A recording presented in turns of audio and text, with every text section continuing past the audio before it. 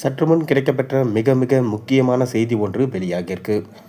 அதாவது துணை முதலமைச்சராக இருக்கக்கூடிய உதயநிதி ஸ்டாலின் அவர்கள் கைது செய்யப்படுவாரா அப்படின்ற பரபரப்பு நியூஸ் இப்போ போய்கொண்டிருக்கு. மேலும் தமிழக டாஸ்மார்க் ஊழல் சம்பந்தமாக செந்தில் பாலாஜி அவர்கள் கைது செய்யப்பட்டால் கண்டிப்பாக அடுத்தது உதயநிதியோட கைது தான் இருக்கும் என சொல்லப்பட்டு வருது. அதாவது இந்த 4 ஆண்டு கால ஆட்சி காலத்தில் திமுகவோட ஆட்சி மக்களுக்கு அதிருப்தியை தான் கொடுத்துருக்கு. மேலும் திமுகவின் ஆட்சியில் எந்த நல்லதுமே நடக்கலை, மக்களுக்கு பாதுகாப்பே கிடையாது. மேலும் அவங்க வாரிசு அரசியல் பண்ணுறாங்க. இதனால் கண்டிப்பாக மக்கள் எல்லாரும் பாதிக்கப்பட்டுருக்கிறாங்க அப்படின்னு சொல்லிட்டு சொல்லப்பட்டு வருது. மேலும் செந்தில் பாலாஜி டாஸ்மார்க் ஊழல் சம்பந்தப்பட்ட முக்கியமான ஆவணங்களை அமலாக்கத்துறை கோர்ட்டில் சப்மிட் பண்ணியிருக்காங்களாம்.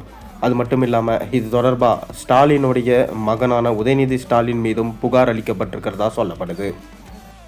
மேலும் இதில் சம்பந்தப்பட்டிருக்க ஊழியர்கள் மீது விசாரணை நடத்தக்கூடாது என இடைக்கால தடை விதிக்கப்பட்டிருந்தது.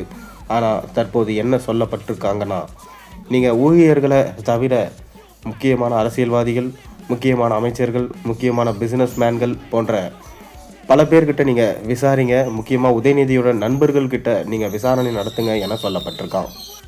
மேலும் இந்த 4 ஆண்டு கால ஆட்சியில் மக்களுக்கு எந்த விதமான சலுகைகளும் தரப்படலை. மேலும் ஆரம்பத்தில் இவங்க கொடுத்த வாக்குறுதிகள் 525 வாக்குறுதிகளில் சுத்தமாக 25% கூட நிறைவேற்றப்படவில்லை என எடப்பாடி பழனிசாமி அவர்கள் சுற்றுப்பயணம் மேற்கொண்டு அவர் சொல்லி வருவதை நம்மளால் காண முடிகிறது. மேலும் இந்த முறை கண்டிப்பாக திமுக அவர்களுக்கு ஓட்டு கிடையாது, எதிர்க்கட்சி அந்தஸ்து கூட அவங்களுக்கு இருக்காது என சொல்லிட்டு வராரு. ஆனால் உண்மை என்பது நம்ம என்ன பார்த்தோன்னா, தமிழக வெற்றி கழகத்தின் தலைவராக இருக்கக்கூடிய விஜய் அவர்கள் இப்போ பிரச்சாரங்களை செஞ்சுட்டு வராரு. அதாவது 24 லாக்அப் மரணங்கள் உட்பட நிறைய லாக்அப் மரணங்கள் நடந்திருக்கு. ஆனால் இது சம்பந்தமாக இந்த தமிழக அரசில் அதை நடத்தியவங்களுக்கு எந்த தண்டனையும் வழங்கப்படவில்லை. இதுவே வெளிநாடுகளாக இருந்தால் அவங்களுக்கு தண்டனை கண்டிப்பாக வழங்கப்பட்டிருக்கும். இங்கே இப்படி பண்ணுறது ரொம்பவே மோசமான நிலைமை என சொல்லியிருக்காரு. அது மட்டும் இல்லாமல் அவங்களுக்கு நிலம் மற்றும் அரசு வேலை என கொடுத்து அவங்கள ஆஃப் பண்ணிடுறாங்க.